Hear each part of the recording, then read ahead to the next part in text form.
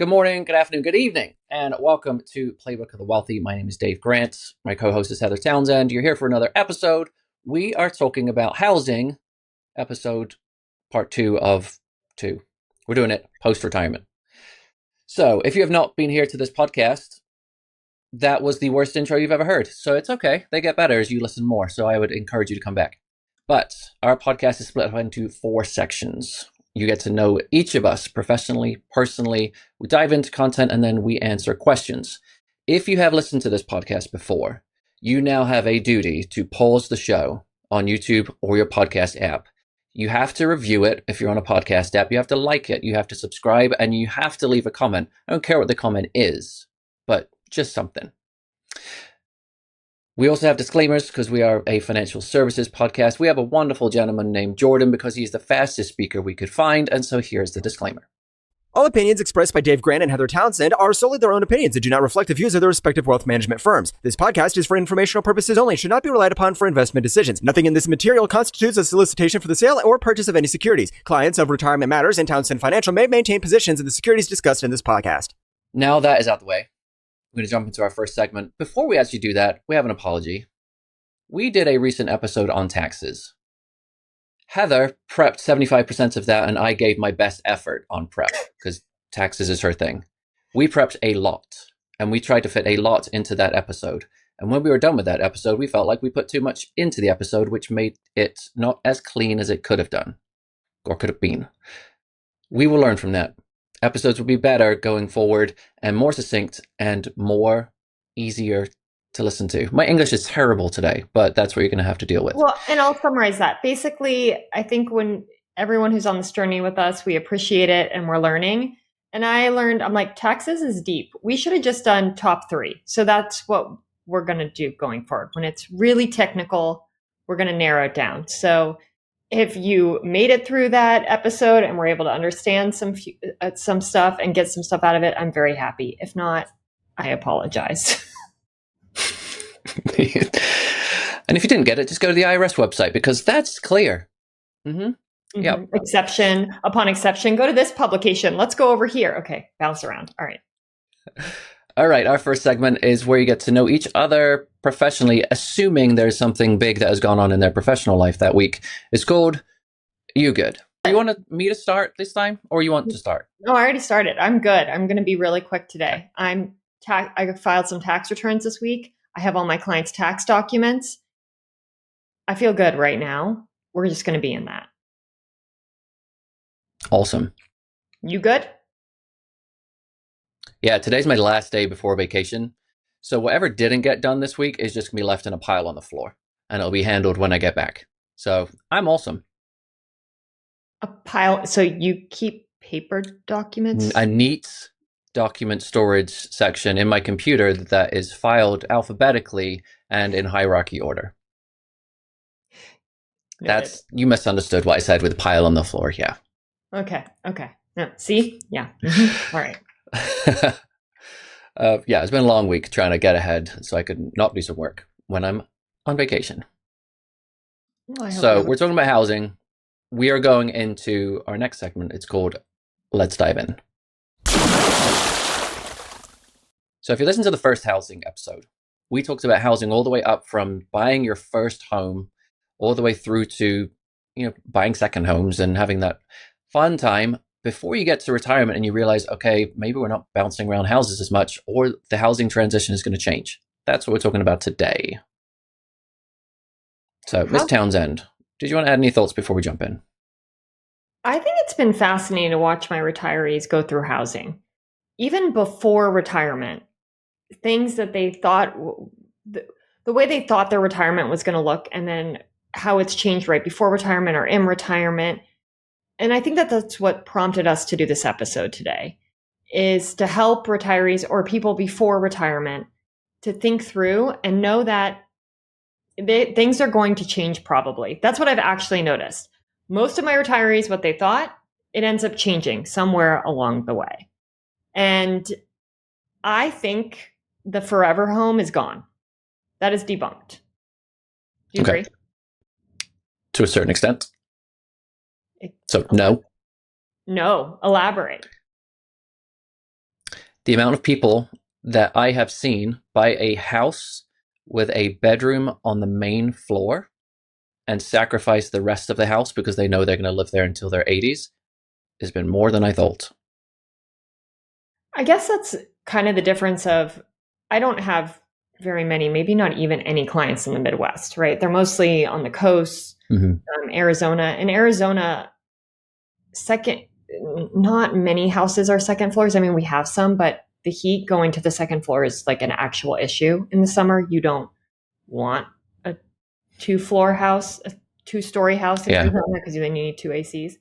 So it's interesting what you're talking about because, yeah, that's not really an issue with my retirees. Okay. All right. So why don't you start? Take us off. Where do you want to start with this one? Well, let's talk about the transitions that people go through off and the top level. I mean, I think people, when they retire, if they're staying in their home state, they may be staying in the house they've lived in, or they're going to downsize to a house that is smaller, easier to manage. If they're moving or picking up a second home, they're finding something that is, again, easier to manage, but something that's more fun if it's a second home. You know, it could be on a lake, could be on a beach, could be in the mountains, somewhere fun that's going to be more leisurely. And then as life slows down, then it turns into a very practical house purchase, whether that is a condo, whether that's going to be a very small house that they don't care about space anymore. It's somewhere practical to live. And then it turns into, I need a house with healthcare attached to it, whether I can have that in my home and bring someone in, or if I need to move to a community and it's all dealt with there. So there's still phases. It just becomes very, very practical. You know, and I have an exact story personally. My grandma, when my grandpa was alive, they lived on an acre in Florida. And I really think that they thought that was going to be their forever home. But after my grandpa passed away, my grandma to take care of an acre of land herself, it was too much. And then, you know, what happens, and this is what I'm seeing with my retirees, is when their kids have grandkids, they want to move. And it's very similar to what happened with my grandma. My grandma and my mom moved to Arizona when we moved here because they wanted to be close to me and my kids. So, you know, it's really fascinating.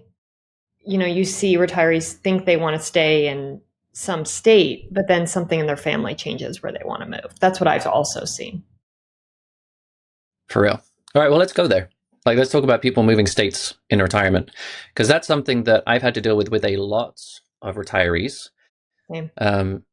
Maybe just for, you know, we want a change in location, but a lot of it is family driven too.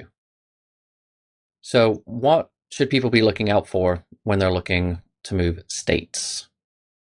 First, I want to what's the word, Dave? Preface. Thank you. First, I want to preface that I don't agree with let the tail wag the dog. That saying, like, taxes you need to consider, but shouldn't be the driving factor in this decision. But it come into play when you're figuring out what you can afford or how it's going to impact your retirement cash flow, right? So taxes in states vary significantly, right? I mean, you could just take California to Texas. California's upper nines, Texas is 0, right? Like, that is a 9% delta. But there's way more into that. So first, let's go into Alaska, Florida, Nevada, South Dakota, Tennessee, Texas, and Wyoming are the top tax-friendly states for retirees. There's no personal income tax. But, you know, I went a little farther. That's not the only thing you look at is personal income tax. Why don't we talk about property taxes? Texas, for example, if you just compare to Arizona, their property taxes in Texas are quite high. They're the 6th highest in the country. Arizona is the 39th, like, lowest, right? Like, that's a huge difference.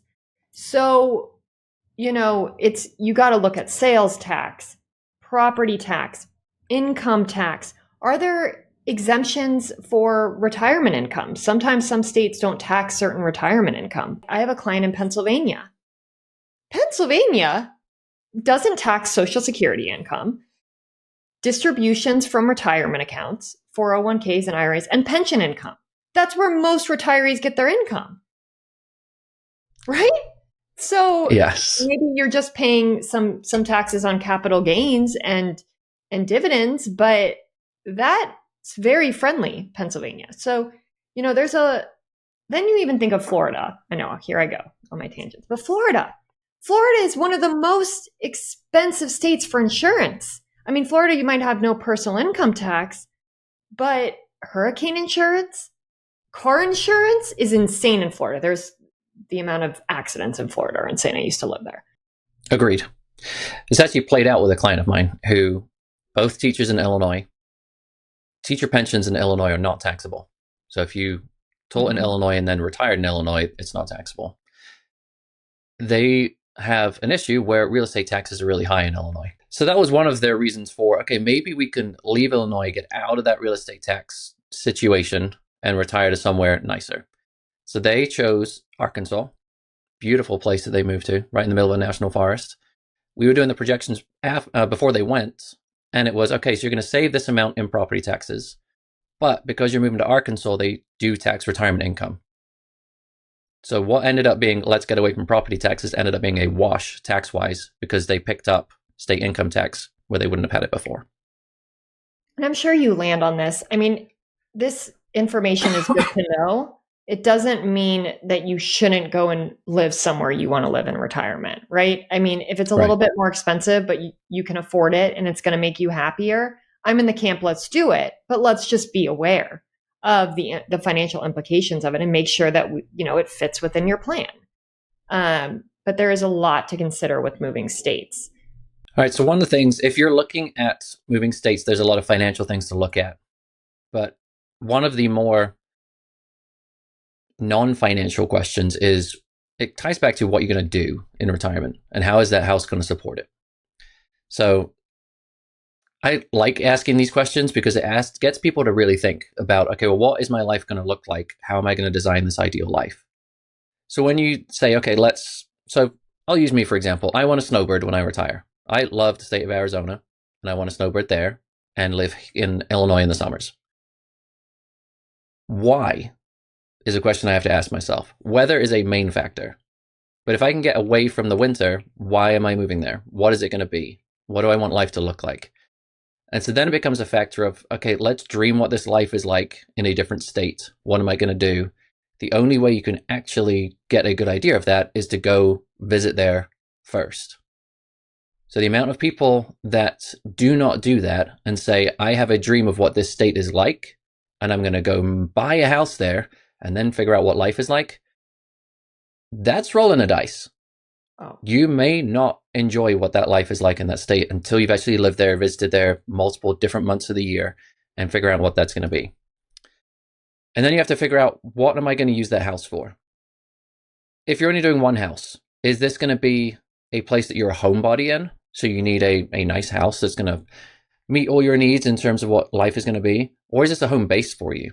And you're going to be traveling a lot. So it doesn't actually matter what the house is going to be like because you may only be there 6 months of the year. So thinking about what you're doing in life and how your house is going to match up with that is going to be pretty important. 120% agree. I have two examples of this. One of my clients is probably going to move in retirement. We're going through it right now. Before they move, though, I told them to rent to the new state. And they looked at me like, well, why would we do that? That's money out. And I'm like, because that rental income, that loss is way smaller than if this is the wrong decision, right? That financial impact if you move there, because you and I were just talking about this. So let's say we have a client for ease moving from a $1 million house to a $1 million house. And let's say they have it paid off completely. Even if you're going apples to apples, 1 million to 1 million, it's not really 1 million to 1 million, is it? Because you need to probably sell your main home and you got to pay commissions to the realtors. And then you might have to rent until you find your new house because it's very unlikely that you might time it just perfectly. So it's not really you sell your house for $1 million and have $1 million to put in your new, you're taking some kind of loss probably like $100,000 really after commissions and renting for a while to buy this new house. And then let's also just say, I've been a financial planner long enough. Anytime a client moves, regardless of what stage you're in your life, there are extra expenses that go along with it. Like, oh, the couch doesn't fit, so we need this new couch, or this thing needs to be fixed to our space, or this bedroom needs to be painted. I just always put like $10,000 to $20,000 in this bucket of cash that we need when they move on extra stuff that we have not thought of. So I don't know. I thought that was interesting about, moving, and that it's never just apples to apples. Yeah. It's fun when you talk about having paid off house in retirement, because that's always seen as the golden rule of when you hit retirement, your house should be paid off. However many people do that, I don't know. I have conservative clients. They like to do that. Do all of them have it? No. But I think there becomes that sense of, peace that the place that you have chosen to live in is now all yours, bar real estate taxes. And you don't have to worry about a mortgage. You don't have to worry about, if you become older and you're not able to keep a track of paying things, does that make life complicated? It doesn't, because it's paid off. So it's just clean and simple. The next question that comes into that is, well, what if you have a paid off house and you start running out of money? It can happen through various life events. But one thing that's often overlooked by people is, okay, if you got a paid off house, you can always go back and do the reverse mortgage. Yes. So that's where your mortgage starts paying out money to you. You still live in the house, but you're getting regular payments like you would in reverse if you're paying for your house over a mortgage. Mm-hmm. And then when you die, then your house goes to the bank or whoever is paying you out your reverse mortgage. So it's not to say that if you've got that paid off house, it's the be all end all. All of your money is sunk into that house. No, you can reverse this and start to get the money out. That's always my plan. I don't ever put a reverse mortgage in my clients' plans, but it's my plan B, plan C. I like to have contingency plans. So if something that we didn't think of happens, which is, who knows, an expense, we can't predict these things. That is my plan B, plan C option, is always the reverse mortgage. Yeah. And some people don't like the idea because it's, that means that my house is no longer mine. I'm going to give it away when I die. What do you think happens when you die? You're going to give it to someone.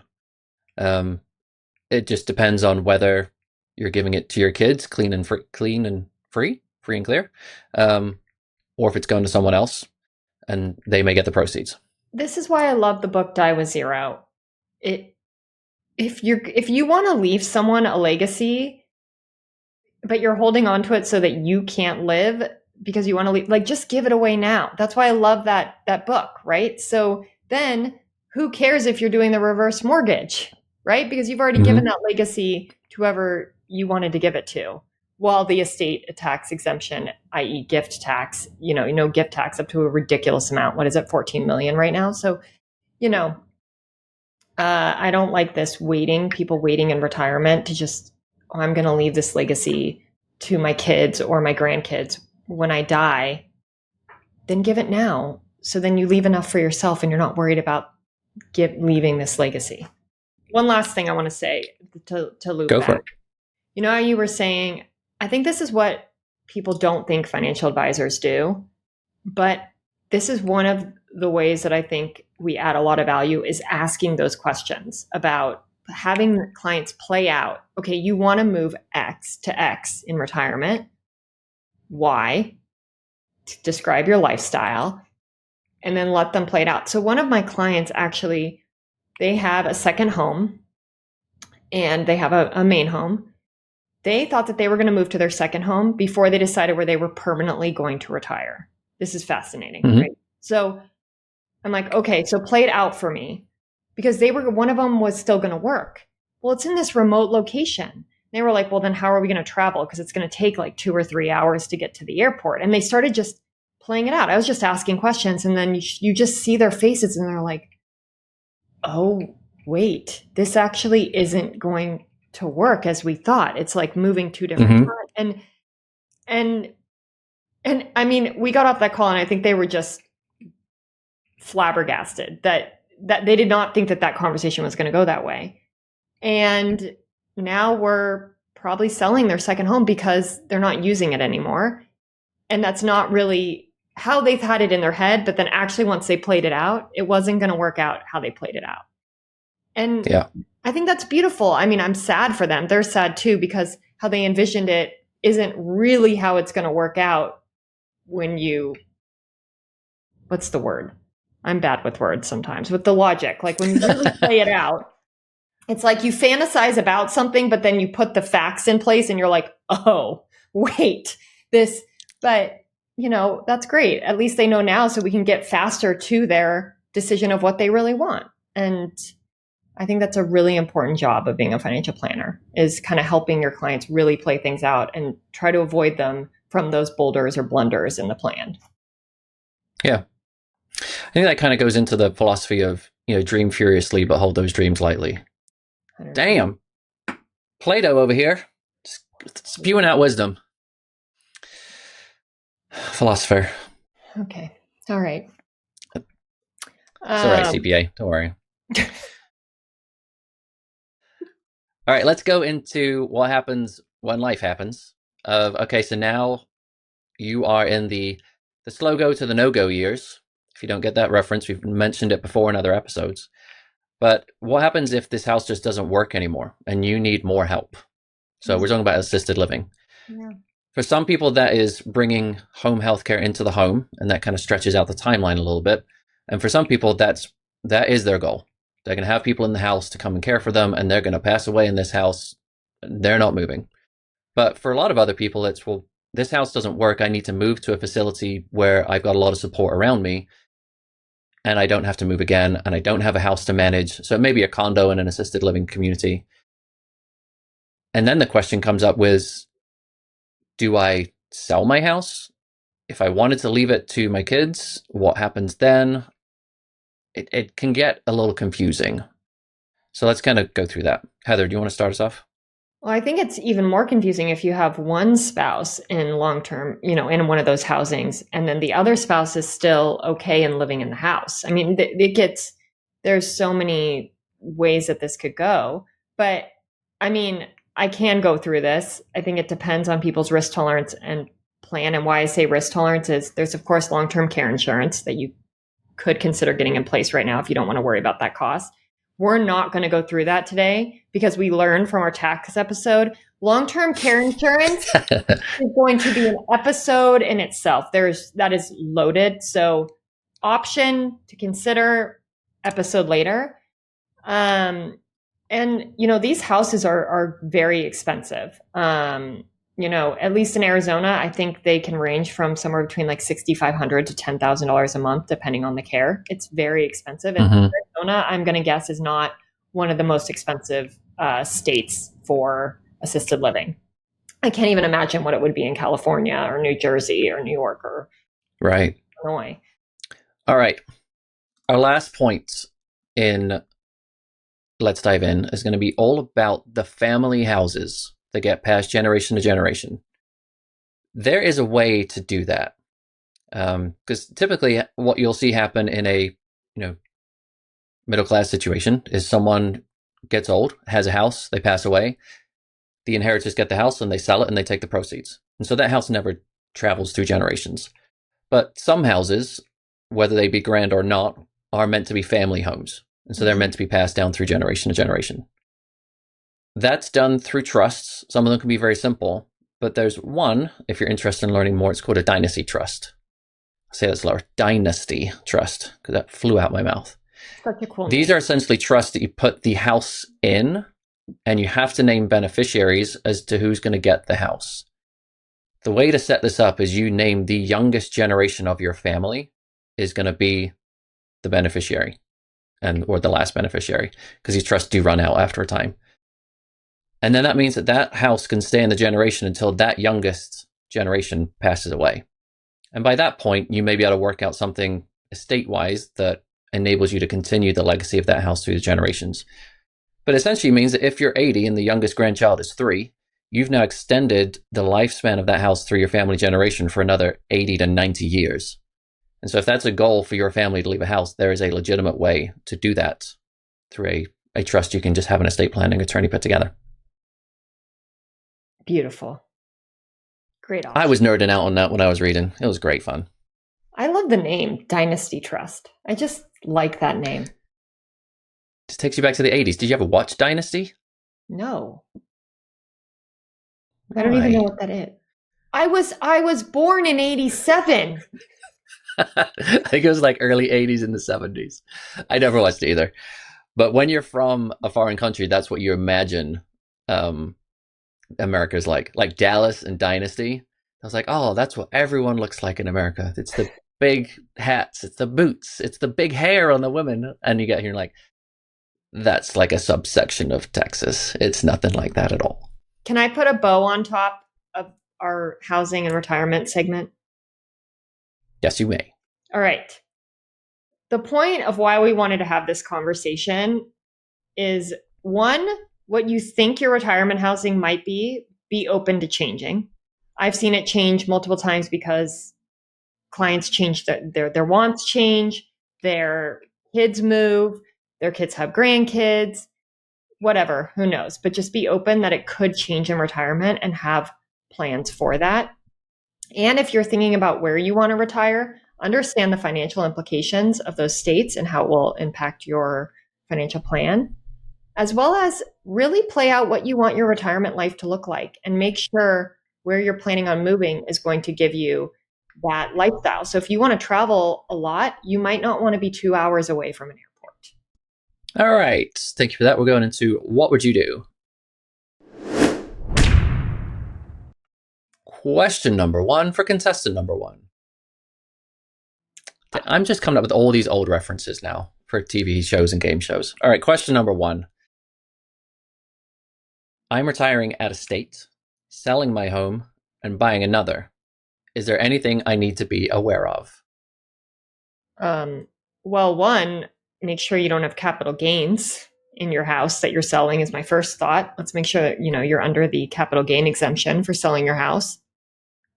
And then what are the different, we talked about it recently, what are the different state rules and financial costs that are, how's it going to impact you financially?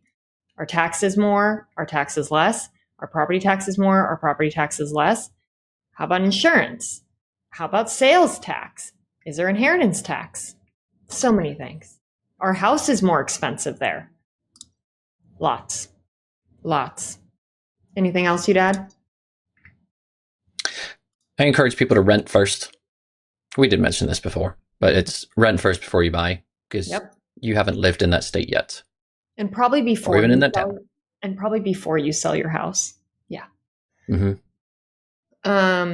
Okay, question 2. My wife and I are buying homes with where our 3 grandchildren are based: California, New Jersey, and Arizona. We plan to spend 4 months at each home. What should we be planning for or looking out for as we do this? This is abnormal because this is now 3 houses. Yeah. And it is, I'm going to be crass, this is a rich people problem. This is ultra wealthy problem. This is ultra wealthy. Yeah, it is. But it's still a problem because it can get expensive if you do this wrong. So 1, definitely figure out the budget. Can you afford all of this? Because you're now going into multiples of everything. You're going into 3 sets of real estate taxes, 3 sets of utilities, 3 sets of mortgage if you're wanting to finance it. Because buying 3 houses, if you're buying them outright, that's going to mean that your net worth is huge because you don't want to lopside your portfolio to real estate. And then you're looking at, okay, these are very different states. California, New Jersey, and Arizona. 2 of them are prohibitively expensive when it comes to real estate and taxes, and Arizona's just fine. So where is going to be home base? Because you can't be a nomad and be just around 3 states. One of them is going to have to be your homestead for tax purposes and, driver's license purposes, for lack of better words there. So research that. What is better tax-wise? What is better from, picking a state that is the best for you as a resident versus the other ones? And where my mind goes, in my nerdiness, is when I read this question, I was like, oh, pick when you get the most income, when you have income moments, like all your dividends are paid at year end or something, or capital gain distributions, or you sell some big investment, do it when you're in Arizona, the least tax, like the state with the lowest tax rate, because you can do something called annualization on your tax return. Here comes my nerdiness. But basically, you can, because, California, New Jersey, I mean, I don't know New Jersey's tax rate off the top of my head, but California, I know it's 9. So, Arizona's a flat 2.5%. So that's a big difference. Who let the CPA in the room? Jeez. I mean, if I can save people on taxes, I'm going to do it. All right, let's get down to the practical stuff. You're going to have to automate expenses for all of these things because keeping track of 3 houses is going to be tough. More than likely for insurance purposes. Yeah, and you're going to need house managers. You're going to need house managers because the insurance requires that your house is checked on every week, I've heard. So you need house managers. It's going to be fun. Mm-hmm. There's actually companies that I have in my Rolodex that will handle this for you. They literally just do the bill paying. They will need this at this point, I would imagine. All right, so that's the nerdy stuff out the way in terms of money. But take it back to the why. Like, why are you doing this? So it's being close to your 3 grandchildren. Well, you go into states that have very different seasons. If you are picking the months of June through October to spend in Arizona, I don't know if I would do that, but that's going to be very hot. So you may want to pick another state to spend there. June through September. Come on, October is one of our most beautiful months. So pick your state based on the seasons, but also have a very frank family conversation. If you are moving to be close to families with these grandchildren, how much do they want you involved in their life? It sounds very crude to say that, but some families run very well by themselves, and when grandparents come in and start getting involved in that situation, it brings up some tension. Other families love it because now they've got extra hands to look after the kids. So make sure that the boundaries of each relationship in those situations match where you're staying, the reason you're staying, how far away you're staying from that family. And then it goes into, well, you're not going to be with the family the whole time. So what are you going to do? So plan a life there over and above the reason of moving close to family. Dave, that's a really good point on the expectations. And I see this go wrong with my friends' families, stuff like that. People think that, my mom will watch our kids. And then the mom's like, wait, but I didn't retire to just watch your kids all day, for example, right? And then there's this rift. So I think grandparents want to be with their grandkids, of course, I hope. But yes, setting those expectations on childcare and boundaries even for the kids to be like, no, you can't just walk in whatever you want if you have a key, right? Like, good point. True that. We are going into our final segment of the podcast. It is called Highlights. This is where you get to know about us personally, what's our personal win for the week or our highlight for the week. I'm going to go first. I bought the most expensive bar of chocolate I ever have this week. I told Heather this story, and she just looked at me like I was a moron. The bar of chocolate cost me $30 because it's from Dubai. No, I'm and actually if you haven't heard of intrigued by this. I would buy that. I want to now try the $30 bar of chocolate. Yeah. So it's a mixture of pistachio nut inside the chocolate bar and like pistachio cream, and it's like very rich chocolate, and you can get it in different styles as well. But it's the chocolate that they have in Dubai versus the regular chocolate we have here. I tried it. It's fine. Would I buy it again? No. You tried it. I like those experiments. This one was a little bit more expensive than I thought it was going to be because I'm going to probably finish eating it today. Lovely. What's your highlight? So I have 2 I want you to pick. Do you care about appliances or diamond ring? Which one do you want to hear about? Appliances all day long. Okay, are you ready? So I'm putting together my kitchen remodel quote right now. And I did not like our original appliance quote. appliances is not where I get excited about the kitchen remodel. I need them. I need the dishwasher. I need all the new appliances, but this is not where I want to spend a lot of money. All right. Mm-hmm. And when I say our appliance quote was very expensive, you're going to get the idea of how expensive it is by what I'm about to tell you next. So I decided to get a second opinion on the appliance quote. So far, my appliance quote for my entire kitchen remodel is down $9,000. I'm over the moon. Down $9,000. That's nice. A lot of savings, and we're not done. Yeah. So at the rate that I'm finding increased costs in my kitchen remodel, I'm combating it with finding savings just as fast. So I feel I'm very excited today because appliances was not where I wanted to spend a lot of money. So I always feel like I win. I'm going to tag on an appliance story to that, and you can tell me I'm crazy because I feel it. So the appliances that we've all replaced in our house, they are smart appliances, so I can control them from my phone. I can turn the oven on from my phone. We're now looking at houses. They're obviously a little bit more higher end. There's one with a Viking stove in it. I'm like, that's nice. Can I control it from my phone? And they gave me the look of, no, you're an idiot. I'm like, yeah, that doesn't work for me. And in the back of my mind, I'm like, I know it's a Viking stove. I know it's a way better stove than I have already, but I just wanted to be that guy. When I'm looking at appliances, no way in my mind did I go to, can I control it on my phone? Like that's. Oh, you're cheaping yourself. Come on.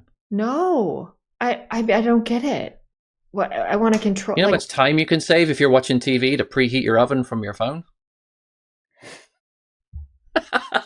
That's the life I lead, Heather. It just sounds so much more chill than mine. Yeah, I love it. But your kids are older, and I keep reminding myself of that. All right. Okay, so that's highlights. This is the end of our podcast. Thank you for listening to this episode of Playbook of the Wealthy. You can find us on whichever platform you listen to podcasts, and the video version is on YouTube, LinkedIn, and Instagram. If you want to send an email to the show, you can, and you can contact us at hello@playbookotw.com. And we'll see you next time. Toodles.